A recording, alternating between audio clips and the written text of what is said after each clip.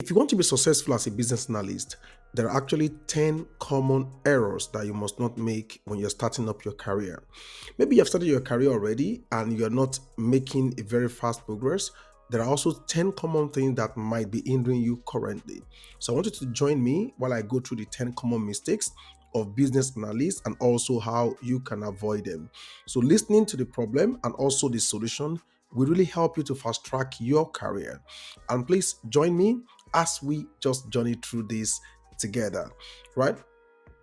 Now, who is a business analyst? As you know me very well, I like to talk about these from time to time because many a times people don't have a good context about what business analysis is actually all about.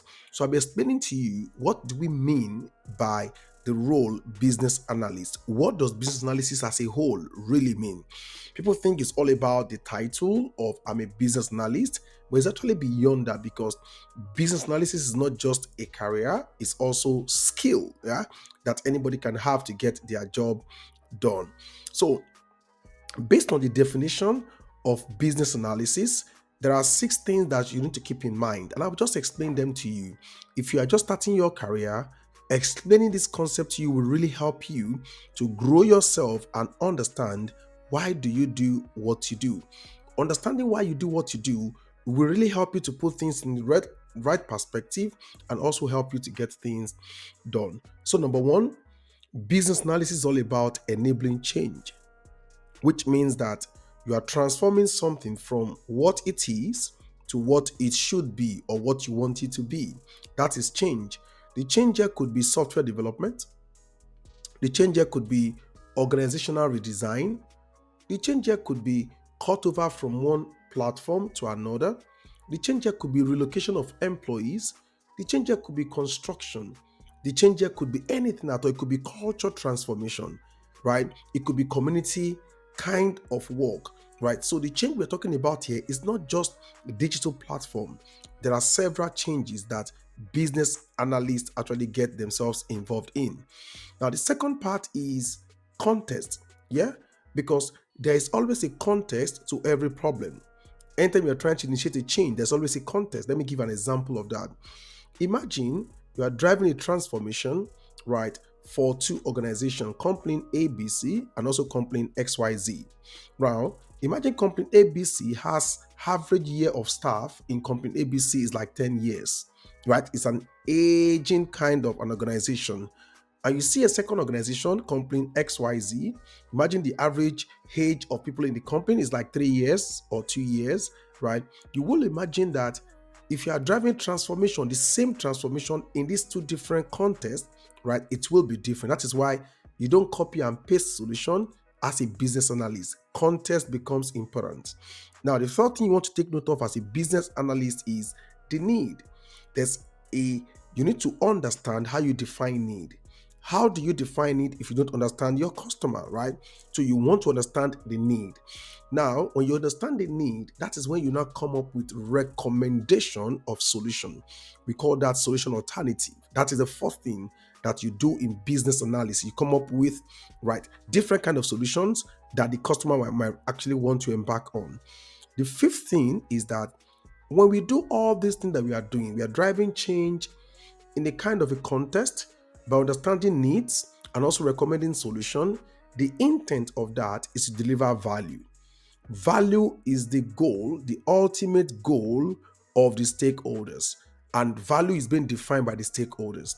When I say the stakeholders here, people also make a mistake here. Most business analysts make a mistake here because the best stakeholder here could be the sponsor, it could be the user, it could be the employee, it could be government, it could be regulator, it could be different people who are interested in that particular product. This is like a brief summary of what business analysis is all about. So you can see, if you're just starting your career as a BA, this is like a very short course for you, right? So let's move on.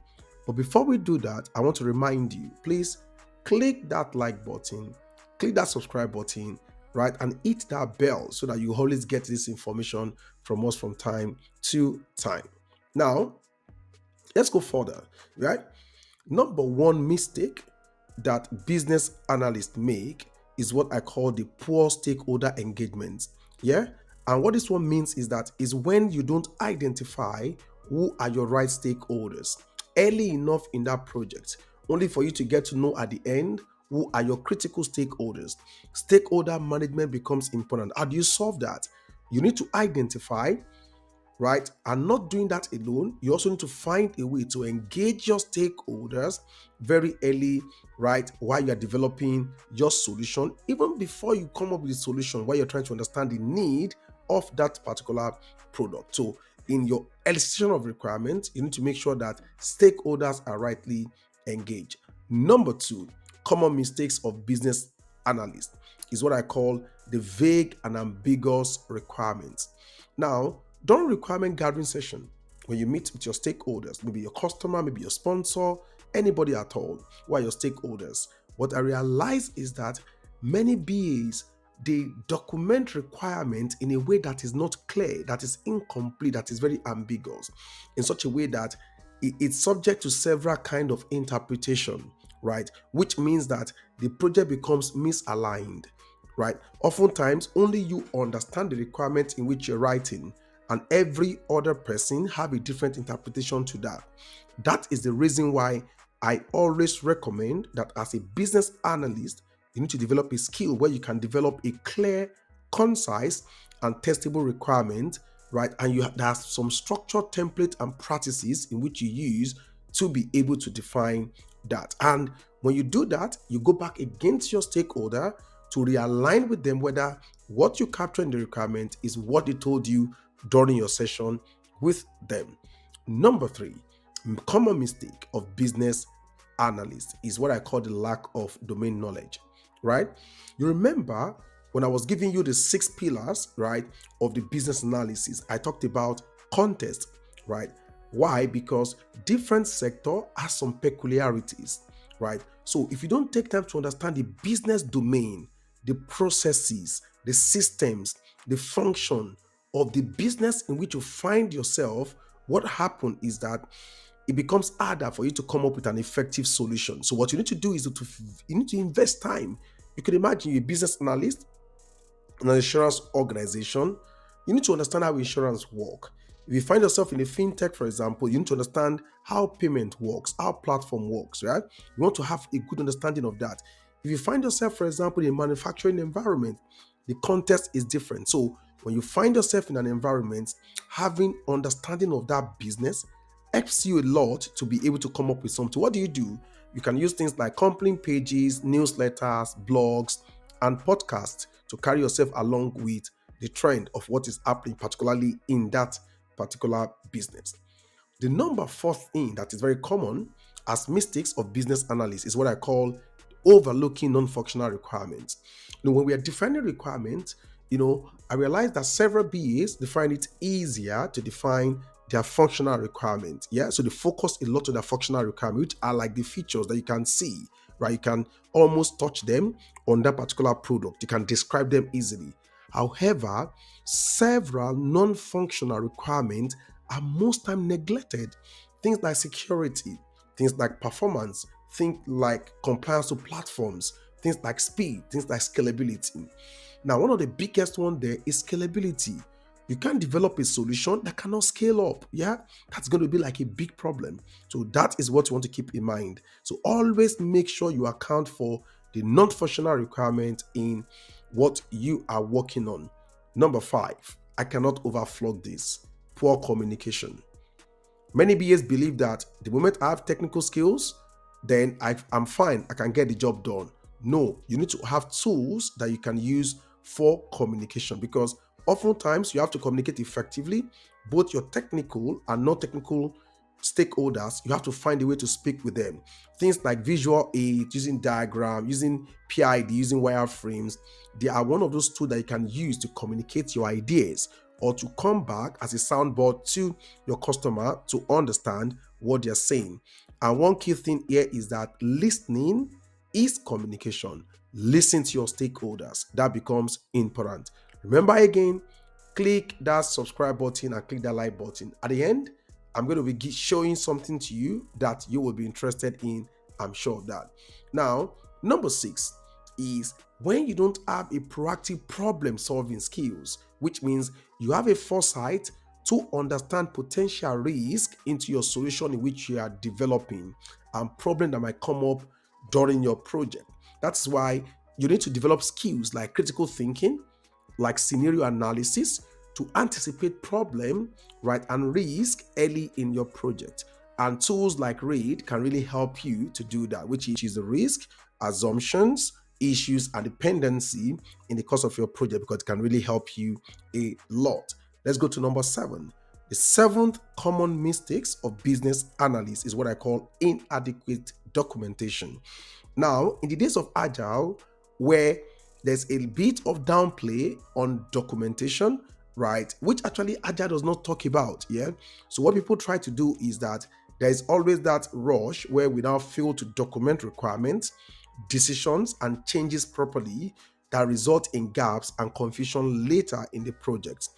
Now, remember, if you don't maintain a very detailed, organized, and up to date documentation, version control becomes a problem. Traceability becomes a problem because this is very essential for your project. And let me remind you, if it is not written, it cannot be confirmed as done. That is why you need to make sure that everything is properly documented. And secondly, to make sure that you can easily track things that you also have documented. Now, number 8 is what I call the scope creep. Now, the problem here is that many a times business analysts, they allow a lot of, because they are trying to be agile, right? They allow new features, a lot of changes to be added into their project without a formal process. And this can definitely lead to a scope creep, budget overruns, and also delay in the course of your project. Now, the way to deal with this as a new growing BA is that ensure that you have a very strict change control processes, right? That ensure that any changes that you are adding to the scope of the work, they are justified, they are evaluated, and they are also approved. Now, what happened here is that yes, changes are good. You need to allow changes from the customer. However, every change always impact the project in one way or the other. It could affect cost, it could affect other things along the line. So it becomes necessary that every change is properly assessed to look at the impact that it has on the project timeline, on the cost, and also to look at the scope, whether the scope also will change along the line. The ninth one is when you don't validate and we don't test. Many times, we believe that the job has been properly done and we don't carry the stakeholders along, right, to do a demo with the stakeholders and to also do user testing with the customer. So, not validating a requirement with stakeholders, right, and not testing the final solution before you go live is a very big problem today because we are trying to rush. So, adequate testing is always not being done. That is why I always recommend conduct validation sessions with stakeholders. Let your users be in the room, right? Anywhere they have, maybe it's virtual. Give them access to the system to give you feedback on what you're doing. Now, use user acceptance testing there to ensure that the solution meets the business need. Remember, when I was giving you those 6 pillars, there's a part of the need. You must understand need. So when a business is implementing a change, there's always a goal at the back of the business mind on what they want to achieve. This is why you need to understand that you need to come back and check whether are these goals met or not. And the final one, right, is when you underestimate the power of your soft skills. Yeah. Many times BA come to my school, yeah, and I'm coaching them. And I realized that some BAs focus a lot on the technical aspects, right, of learning BA, and they forget things like relationship building. That's very quick, for example, to cause conflict. They can't work with teams. Yeah, they want things to always go their way. They can't negotiate their way through issues, right? They can't resolve conflict on time, right? Those things have become a big barrier to many BAs out there who do not grow their career. They are good technically, but interpersonal skills becomes like a big problem for them.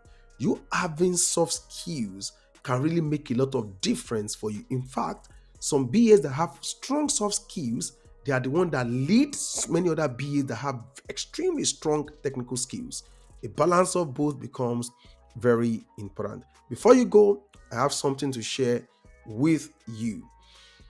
If you like our content and you follow this playlist, right, sharing content about business analysis, I want you to join our Elite BA community, right? To join it, just go to your browser and go to Linktree, right, /peoplearm.io.